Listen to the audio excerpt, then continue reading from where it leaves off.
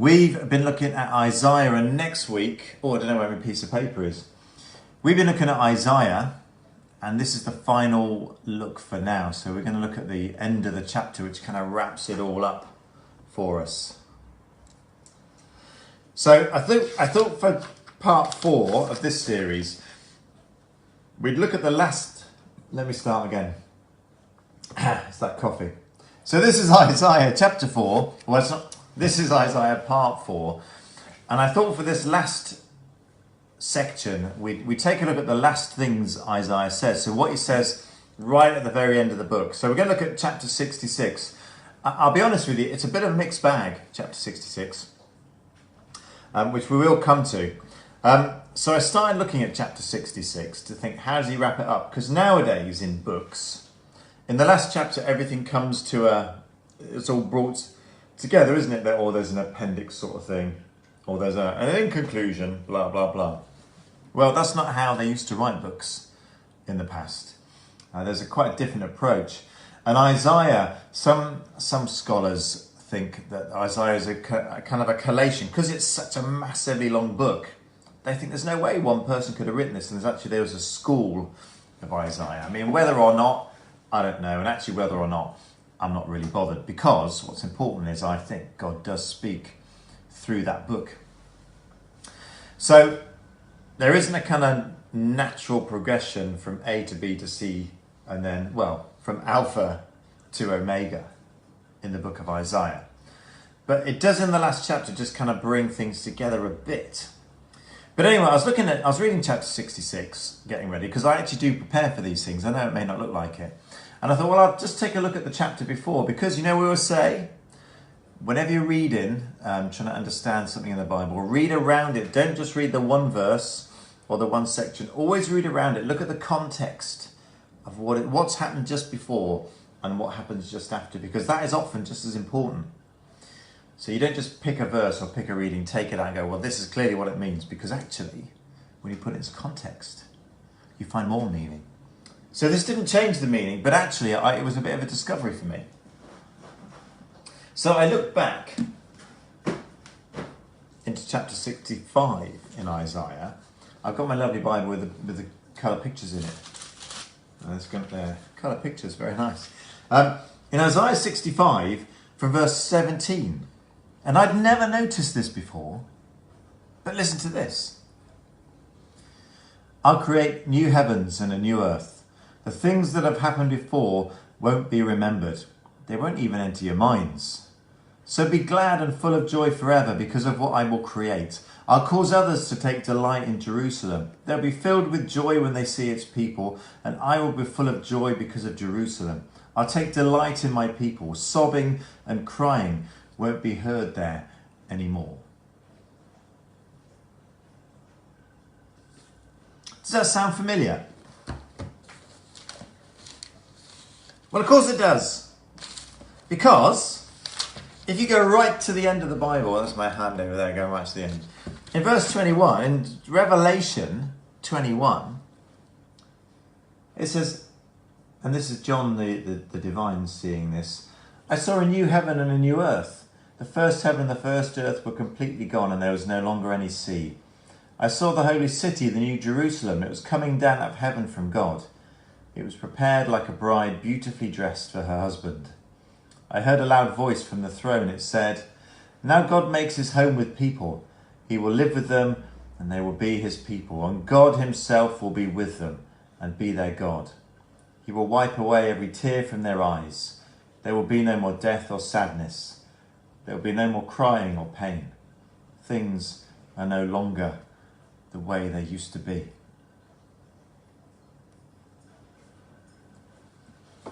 That's beautiful, isn't it? And those few verses of Revelation kind of sums up Isaiah in many respects. God will be with us. That's what Isaiah said back in chapter 65, all those hundreds of years before. I'm going to be there. They're my people. You are my people. So I kind of missed that before, that Isaiah had spoken of the new heaven and the new earth, the holy city descending. But how do we get there? How do we get from the beginning of the book of Isaiah, which is kind of, well, it's a bit of a funny start, isn't it? But that vision that Isaiah has, well, about chapter 6, how do we get from that Isaiah of the great, majestic, awesome God and the seraphim and everything through to this new Jerusalem descending? Well, it's not a linear path, but I do think that's because we're 21st century and we think everything should be a linear, this to that to that to that. We think everything works in it, but it doesn't. Some things happen all over the shop, or they're multi-layered. So however you look at it, this last chapter of Isaiah does bring together, I think, some of the great themes of the book. And I want us to think about two of them, which is lucky because we started so late. Two of those things. Two of the great themes of Isaiah. And the first one, I think, is judgment. There's no denying that Isaiah is big on judgment. After all, this is the Old Testament. I mean, what do you expect God to be doing? Trouble and punishment is coming. And like it or not, there's going to be consequences for what has been going on. In Isaiah 66, I'll read it. I think this has got this funky little verse in that I think is great. It's a different translate. I use the translate anyway, just go with it. The Lord will judge them with fire. His chariots are coming like a windstorm. He will pour out his burning anger on his enemies. It will blaze out like flames of fire. The Lord will bring everyone into court. He will use fire and his sword to punish those he finds guilty, and he will put many to death. There's more. Some people set themselves apart and make themselves pure. They do it so they can go into the gardens to worship other gods. They eat the meat of pigs and mice. They also eat other things I hate. All of those things will come to an end, announces the Lord. They've done many evil things and they plan to do even more. So I will come and gather the people of every nation and language, and they will see my glory when I act. I will do a miracle among them. I'll send to the nations some of those who are still alive. And then it goes on to list some nations. But it's harsh, isn't it? Fire and sword. But then, in those days, that's how things happened.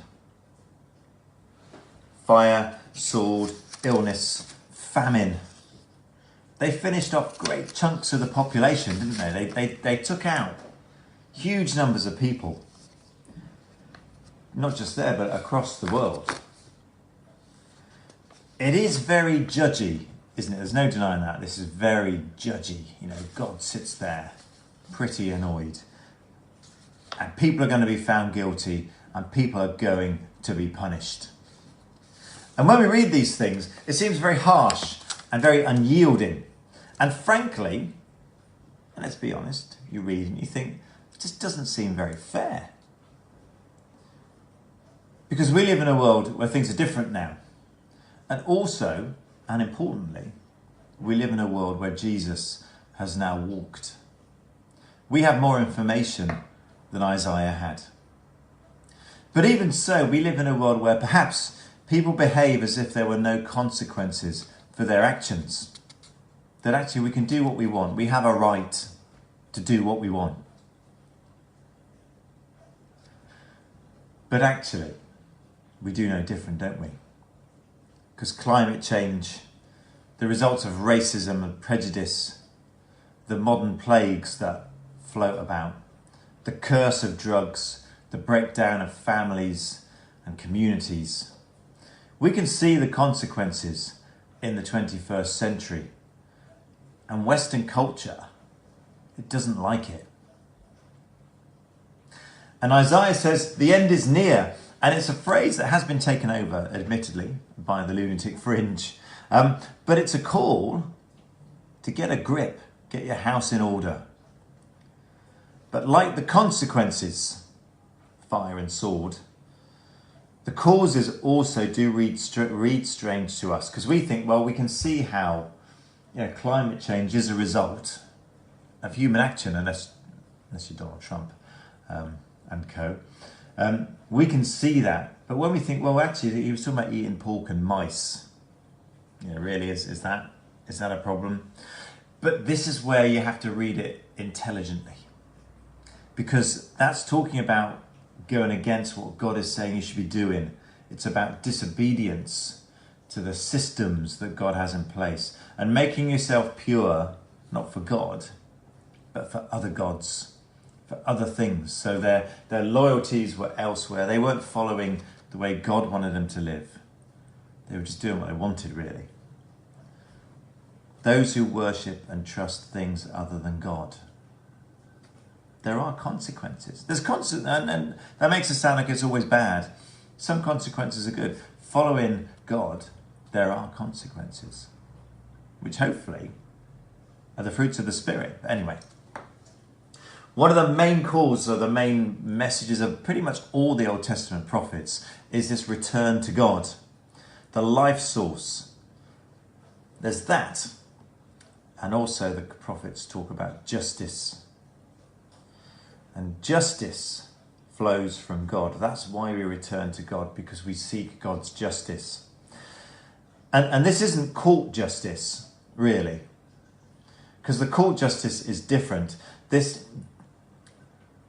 in the 21st century, when we talk about justice, we think of the British legal system. And the idea, is it law or justice is blind? I can't remember. There's a picture of it. There's a statue of her, and she's got a blindfold on and scales and a sword, and says it's blind. Well, that is an interpretation, but that's not God's justice. God's justice isn't blind, because God's justice looks at what's going on and makes a decision based on that, and makes a decision based on love, not on law. So God's justice is about fairness and equity and honour and righteousness. That's what's meant when the prophets talk about justice. It's not just about punishment for wrong.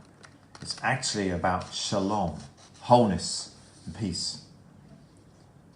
So that's kind of the first part, I think, the first of Isaiah's great themes is this return, this judgment and justice. Which is to say, I think our culture's made it quite a negative thing. But actually it's about a restoration and a putting things back into balance. But there's more, inevitably, and it's better. Because it's not just about sorting things out. It's not just about fire and the sword. What all this does is it prepares the way for the next stage, which Isaiah also talks about. And you could say it's the final stage, because all this fire and sword, this judgment, prepares the way for salvation. And this is one of, if not the main thrust of Isaiah's epic book. One of the reasons for Isaiah's epic book, because we often get the idea that these messages of doom and gloom, that's the message in itself. That is the end. The whole point of the message is doom and gloom. They're not the purpose. The messages of gloom are the rain before the sun, the rain that softens the ground before life can burst out. They're the preparing of the way for the king. The message isn't destruction. The message, particularly I guess it comes through in Revelation, which echoes some of this stuff. The message is of salvation through the fire. So in Isaiah we have these fantastic songs known as the servant songs we have mentioned. The sing of the one who is to come, who will put things right, who will announce a new era. Because the end is nigh is a bit of a misnomer. It's the end of a chapter, yes. The end of the chapter's coming. But there's going to be another chapter. I'll create a new heaven and a new earth. And the things that happened before won't be remembered. They won't even enter your minds. So be glad and full of joy forever because of what I will create. You'll be filled with joy. Sobbing and crying won't be heard anymore. That's the message, not destruction. I don't understand how some strands within our faith, some people within our faith seem to delight in that. Oh, you're in trouble. No. Actually, you're going to be healed. Turn back. Accept the life that's there. We don't follow a God of anger and vengeance and punishment. We follow a God of new beginnings and of forgiveness and of the new heaven and the new earth, the new Jerusalem, who will take what was and actually make something even better. You see the glory of Jerusalem now, he says. Well, look at it there. It's going to be gold. You see a nation of God's people. Well, says Isaiah, it's not a nation. It's everyone. Black and white, Jew and Gentile, rich and poor. Whatever, you name your differences. There's not one type of person that God wants. It's all of us. He made all of us. So here's the whole world. Every nation. You see hurting people? Well, here's a healed people. You see people crying? Well, here's people that are now filled with joy. You see people with no future? Well, here's their new future. You see death? Well, actually, the next chapter. Here is life eternal. It's good, isn't it? It's good stuff. And all of these are found in the last chapter of Isaiah, but they're recurrent themes throughout the whole of the book. Isaiah is rightly one of the great prophets. He breaks the boundaries of nationality and of whatever our past was. Those things that hold us back and keep us down. Well, God's going to come and sort them out. He's going to cut them down. He's going to burn that to the ground because a new day is coming. It's kind of like Jesus, isn't it? It's Friday, but Sunday's coming.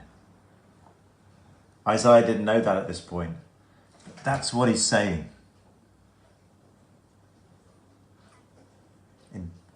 In the Christ tradition, we'd say, this is Good Friday, but Easter Day is coming. So look to God. Find his awesome, mystical presence in the temple, yes. And be called by him, just as Isaiah was, to love and to serve. And look to God to see how he's preparing a way for Christ, for salvation, for God to enter into your experience, into our lives, and show us a new way to live. Look to God and see how this broken world, our broken and hurting lives, can be taken and made divine. I love Isaiah because Isaiah says, enter the temple and meet the living God. Amen.